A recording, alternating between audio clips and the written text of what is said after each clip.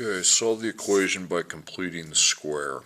We have x to the second power minus 10x plus 3 equals 0. There's two answers, and the method you need to use is what you were told in the directions, and that is complete the square. Okay, when you complete the square, you need x second and x on one side of the equation. You need any constants that you're given in the equation on the other side. So I need to move that 3 over. Okay, you got 1x second plus 10x plus 3. Okay, then you got 1x second plus 10x equals negative 3. Now, once that's done, I lay everything out. There's 3 steps we need to get. You're going to put a parentheses, one big parentheses. You're going to factor that. That needs to hold 3 terms. So you need to factor it into 2 smaller parentheses. Then these will be the same, and it'll be a parentheses to the second power. Okay, now, and eventually when you get that to the second power, it's going to be an equation where you use your table with your h. Okay, so you got negative 3. Now, I'm going to repeat this 3 times. Whatever's in front of the x second goes out here. Whatever's in front of the x second goes out here. In this case, it should be a 1. Okay, so then you divide by 1 and by 1. So it's going to be 1x to the second plus 10x. It doesn't really change it, but at least I know it's there. Now I need to find, that's an a, that's a b, and I need to find my own c. Okay, and c equals half of b, which is b divided by 2 to the second power. Okay, so the b is 10. Okay, doesn't matter if it's positive or negative. Okay, so then 10 divided by 2 is 5. 5 to the second power is 25. Okay, so we're going to bring in 25 into that. So I need to add whatever the product of 25 and the outside multiplier is, which is 1. So 25 times 1 is 25. So I need to add a 25 to that side. Okay, so now we have the 1 still. Negative 3 plus 25 is 22. And then you got to factor that trinomial into 2 parentheses. Okay, so this is a perfect square trinomial. So you just take the square root of 25, that's 5. And it's got to add to positive 10, which 5 and 5 does if you make them both positive. And then the 1x to the second power goes as xx. So you line up your 1. Since these now match, it's x plus 5 to the second, and then you have 22. Okay, so inside your quantity, you got x plus 5. And you solve for that quantity by just replacing it with an h variable. So 1h second equals 22. Now you can divide by 1 if you want. It's not really necessary if it's a 1. Okay, then I find the square root of 22. 22 is not a perfect square. Okay, this can be positive or negative. We don't do the I because 22 is positive. You only poke the I out if you have a negative square root, which we don't.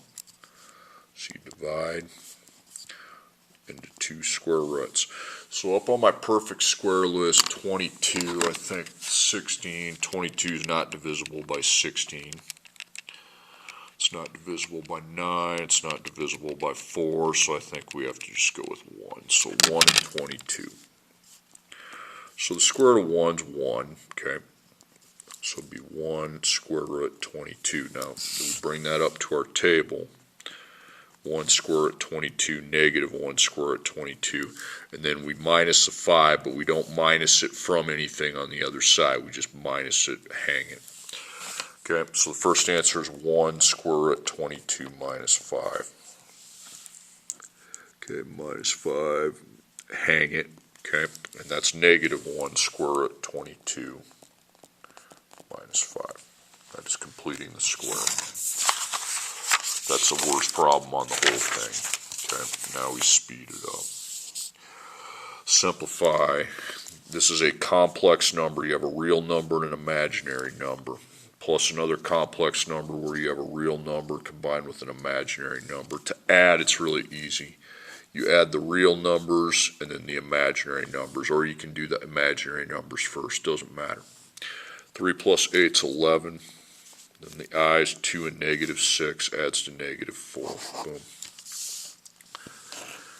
Okay, now we're not adding, okay, we're multiplying. You need to apply the FOIL method.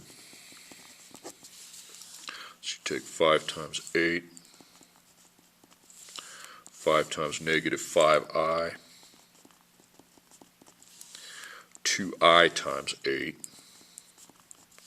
then 2i times negative 5i. Okay, 5 times 8 is 40. 5 times negative 5i is negative 25i.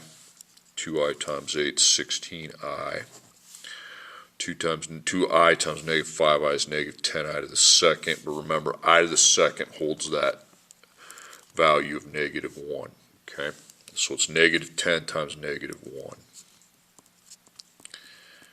which is positive 10. Now that's a real number. So now you combine the real numbers with the imaginary, and then the imaginary numbers. So you had 40 and 10, that'd make 50. Then negative 25 plus 16 is negative 9. Okay, find the quotient. Okay, remember to divide you need to get rid of the I from the bottom. Okay, it can't be on the bottom.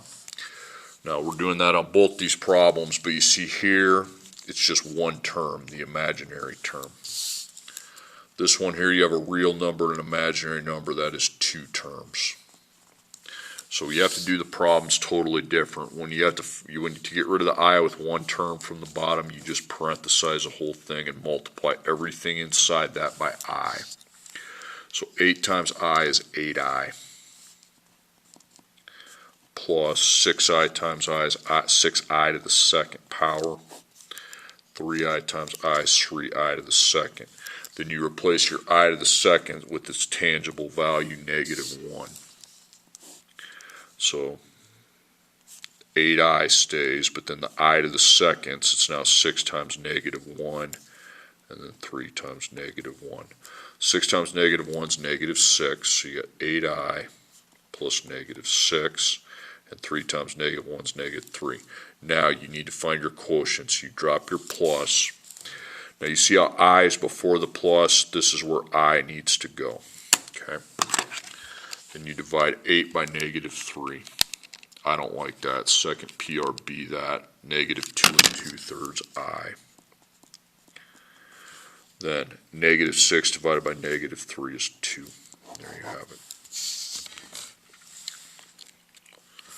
So again, just times the whole thing by I. The I to the seconds go to negative 1s. Now your I is out of the bottom. You divide both the imaginary term and the constant by negative 3.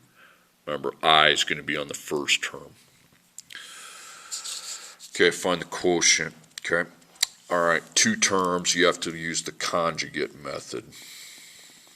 So that's when you multiply by another fraction. You keep the real number the same. You switch the imaginary number to plus 5i. So then the top has to match what I have on bottom. So 8 plus 5i. Now we have to apply our FOIL method. A double FOIL. 4 times 8. 4 times 5i. 7i times 8. 7i times 5i. 32. 20i. 56i.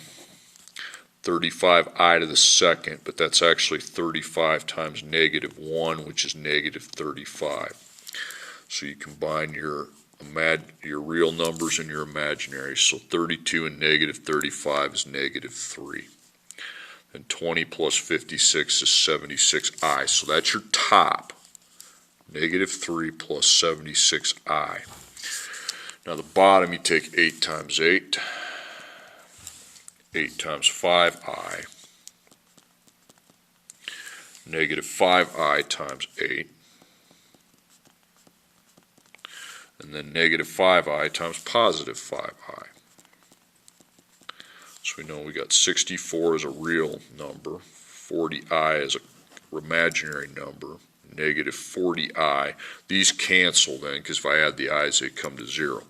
So this is negative 25I to the second. So it's negative 25 times negative 1, and that's 25. So 64 plus 25 is 89. Okay. Now you line up your plus. This time I will be the second term. Okay. You can clearly see that. So negative 3 divided by 89, second PRB, that crap. It's negative 3 89ths. 76 divided by 89, second PRB, that. And that just stays 76 over 89. I need to see the I, okay? If it comes before the plus, it's on the first term. If it comes after the plus, it's on the second term.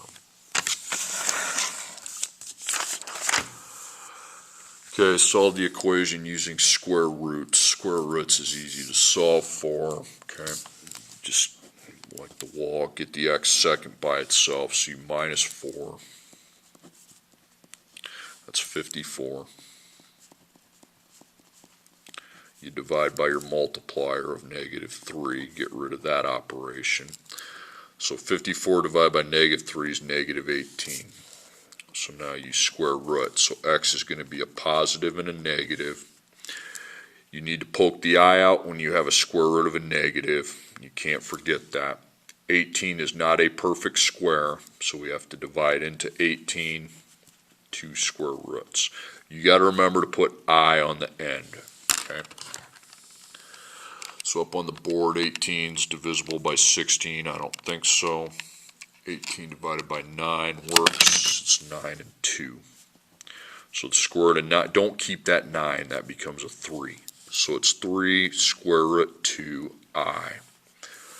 So you got 3 square root 2I, negative 3 square root 2I. Okay, quadratic formula. Your zero's there. You've got to have it equal to 0 on the quadratic formula. Okay, which you are. So you have your A, your B, your C. No boxes. Okay, we're not factoring. Factoring is when you draw the GCF and T box, line up your parentheses. That ain't going to work. So, opposite of B plus or minus D square root B squared minus 4AC, B squared minus 4AC over 2A over 2A. Opposite of negative 5 is 5.